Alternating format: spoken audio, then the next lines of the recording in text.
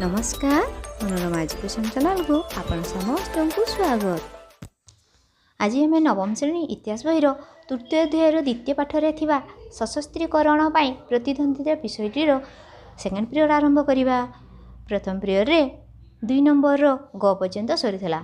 वर्तमान घ नंबर ठारू आरंभ करिबा। घ नंबर देख कौन अछि केउ देश गुड़िक मध्य बागदाद चुक्ति स्वाक्षरित होइतिला। यार उत्तर 1955 मसीह इराक राजधानी बागदाद ठारे ब्रिटेन, तुर्की, इराक, ईरान और पाकिस्तान मध्य बागदाद चुक्ति स्वाक्षरित होइतिला। यह एक सामरिक चुक्ति। ओ नंबर केंद्रीय चुक्ति संगठन केबे और किपरि गठित होइतिला। यार उत्तर ब्रिटेन, तुर्की, इराक, ईरान और पाकिस्तान मध्य होइतिबा बागदाद चुक्ति राजतंत्रर पतन परे 1958 रे इराक ओहरी गला। यापर यह चुक्तिर नाम केंद्रीय चुक्ति संगठन रखागला। युक्तराष्ट्र अमेरिका यार सभ्य रूपे जोग देला। च नंबर वारस चुक्ति संपर्क में संक्षेपर लेख गई। ताले यार उत्तर कौन लिखा ना 1955 मसीहा मे 1 तारिख रे पोलैंडर राजधानी वारसठारे सोवियत रूस, पोलैंड, हंगेरी, रोमानिया सामरिक चुक्ति स्वाक्षरित होइतिला। ताहा वारस चुक्ति नाम नामित। युक्तराष्ट्र अमेरिकार सामरिक मेंट गठन विरोध में सोवियत रूस नेतृत्व में यह चुक्ति होइतिला। 6 नंबर देता कौन ताने यार उत्तर लिखा 1969 मसीह 1978 मसीहा मध्य दुई महाशक्तिंकर आशंका हैला जे से मानक मध्य चलीथिबा क्रमागत उत्तेजना आणविक युद्ध रे रूपांतरित होई समग्र पृथ्वी को ध्वंसाभिमुखी करदेव। यही आशंका सेमानंकु शांतिपूर्ण सहावस्थान पाई प्रेरणा जगाई थिला। फलरे दुई महाशक्ति मध्य उत्तेजना ह्रास पाइला और शीतल युद्ध एक नूतन रूप नेला जहाकु कि देता कुहागला। ज नंबर देता समय रे दुई महाशक्ति मध्य संपर्क रे की परिवर्तन होइथिला। देता समय रे दुई महाशक्ति मध्य आणविक अस्त्रर प्रस्तुति, परीक्षण और प्रयोग को नियंत्रण करने निमंते अनेक चुक्तिनामा स्वाक्षरित होइथिला। अस्त्रशस्त्र प्रतियोगिता को ह्रास करने को चुक्ति स्वाक्षरित होगा सह उभय देश मध्य सांस्कृतिक विनिमय, उच्च स्तरीय परिदर्शन, वाणिज्य चुक्ति और औद्योगिक क्षेत्र में सहयोगिता आरंभ हैला। ज नंबर नूतन शीतल युद्ध कौन? यार उत्तर शीतल युद्धर भयावहता अनुभव कलापरे यह देतार रूप नहीं। दुई महाशक्ति परस्पर सह सहयोग मनोवृत्ति प्रकाश करथिले। मात्र 1979 मसीह ईरान विद्रोह, चीन वियतनाम युद्ध, एल साल भेडर रे युक्तराष्ट्र अमेरिकार संपृक्ति, अफगानिस्तान रे रूसियार सामरिक हस्तक्षेप आदि घटना जोगु दुई महाशक्ति मध्य पुराणा उत्तेजनार परिप्रकाश घटिथिला। फलरे 1979 मसीह देतार अवसान घटी नूतन शीतल युद्धर सूत्रपात हैला। निय नंबर नूतन शीतल युद्ध और पुरातन शीतल युद्ध मध्य की तारतम्य थिला।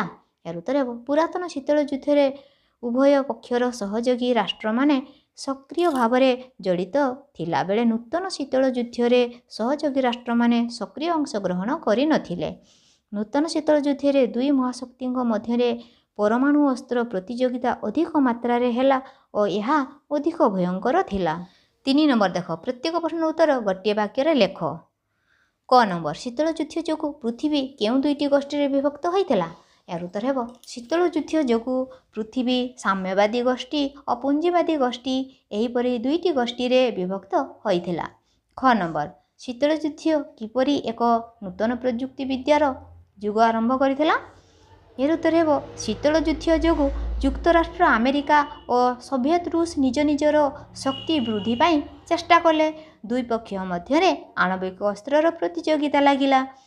एही दुई पक्ष मध्य महाकाश गवेषणा, चंद्रपृष्ठ मानवर अवतरण एवं विज्ञान और कारिगरी विद्यार प्रतियोगितामूलक उन्नति प्रयुक्ति विद्यार युग आरंभ करिथिला। ग नंबर उत्तर आटलांटिक चुक्ति संगठन केबे स्वाक्षरित होइतिला। उत्तर आटलांटिक चुक्ति संगठन 1949 मसीहा एप्रिल 4 तारिख रे स्वाक्षरित होइतिला। घ नंबर केबे ଲଣ୍ଡନଠାରେ ପଶ୍ଚିମ ୟୁରୋପୀୟ ରାଷ୍ଟ୍ରମାନଙ୍କ ମଧ୍ୟରେ ବୁଝାମଣା ନିମନ୍ତେ ଏକ ସମ୍ମିଳନୀର ଆୟୋଜନ କରାଯାଇଥିଲା।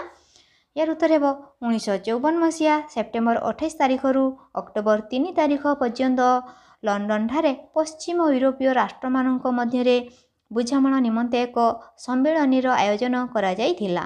1 ନମ୍ବର କେଉଁ ସବୁ ରାଷ୍ଟ୍ରଙ୍କ ମଧ୍ୟରେ ଆନଜସ୍ ରାଜିନାମା ସ୍ୱାକ୍ଷରିତ ହୋଇଥିଲା?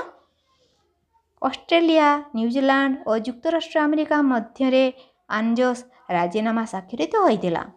6 ନମ୍ବର ବାଗଦାଦ ଚୁକ୍ତିର ପରିବର୍ତ୍ତିତ ନାମ କ'ଣ? ବାଗଦାଦ ଚୁକ୍ତିର ପରିବର୍ତ୍ତିତ ନାମ ହେଲା କେନ୍ଦ୍ରୀୟ ଚୁକ୍ତି ସଂଗଠନ। 6 ନମ୍ବର ଦେଖ ୱାରସ୍ ଚୁକ୍ତି କେବେ ଓ କେଉଁଠାରେ ସମ୍ପାଦିତ ହୋଇଥିଲା? ୱାରସ୍ ଚୁକ୍ତି 1955 ମସିହା ମେ 1 ତାରିଖରେ ପୋଲାଣ୍ଡର ରାଜଧାନୀ ୱାରସ୍ଠାରେ ସମ୍ପାଦିତ ହୋଇଥିଲା। 6 ନମ୍ବର କେଉଁ ମସିହାରେ ଦେୟତାର ସହସା ଅବସାନ ଘଟିଲା? 1979 ମସିହାରେ ଦେୟତାର ସହସା ଅବସାନ ଘଟିଲା। 6 ନମ୍ବର ମିଖାଇଲ୍ ଗର୍ବାଚେଭ୍ କେବେ ସୋଭିଏତ୍ ପଲିଟ୍ବ୍ୟୁରୋର ସାଧାରଣ ସମ୍ପାଦକ ହେଲେ? ମିଖାଇଲ୍ ଗର୍ବାଚେଭ୍ 1985 ମସିହାରେ ସୋଭିଏତ୍ ପଲିଟ୍ବ୍ୟୁରୋର ସାଧାରଣ ସମ୍ପାଦକ ହେଲେ। 9 ନମ୍ବର ଶୀତଳ ଯୁଦ୍ଧର ଅବସାନ ହେଲା ବୋଲି କେଉଁ ଦୁଇ ଜଣ ଘୋଷଣା କଲେ? ଯୁକ୍ତରାଷ୍ଟ୍ର ଆମେରିକାର ରାଷ୍ଟ୍ରପତି ଜର୍ଜ ବୁସ୍ ଓ କେନ୍ଦ୍ର ରୁଷ ମଣ୍ଡଳର ରାଷ୍ଟ୍ରପତି ବୋରିସ୍ ୟେଲତ୍ସିନ୍ ଶୀତଳ ଯୁଦ୍ଧର ଅବସାନ ଘଟିଲା ବୋଲି ଘୋଷଣା କଲେ। 4 ନମ୍ବର ନିମ୍ନରେ ପ୍ରତ୍ୟେକ ପ୍ରଶ୍ନରେ ଦିଆଯାଇଥିବା 4ଗୋଟି ବିକଳ୍ପ ମଧ୍ୟରୁ ଠିକ୍ ଉତ୍ତରଟି ସଙ୍ଗେ ତାହାର କ୍ରମିକ ବାଛି ଲେଖ। ତାହେଲେ କ ନମ୍ବର କ'ଣ ଅଛି ନା ଉତ୍ତର ଆଟଲାଣ୍ଟିକ୍ ଚୁକ୍ତି ସଂଗଠନରେ ପଶ୍ଚିମ ଜର୍ମାନୀ କେବେ ଯୋଗ ଦେଇଥିଲା? ଏହାର 4ଟି ଉତ୍ତର ମଧ୍ୟରୁ ଏହାର ରାଇଟ୍ ଆନ୍ସର ହେବ ମେ 1955। ଖ ନମ୍ବର କିଏ ଆନଜସ୍ର ସଭ୍ୟ ନଥିଲା?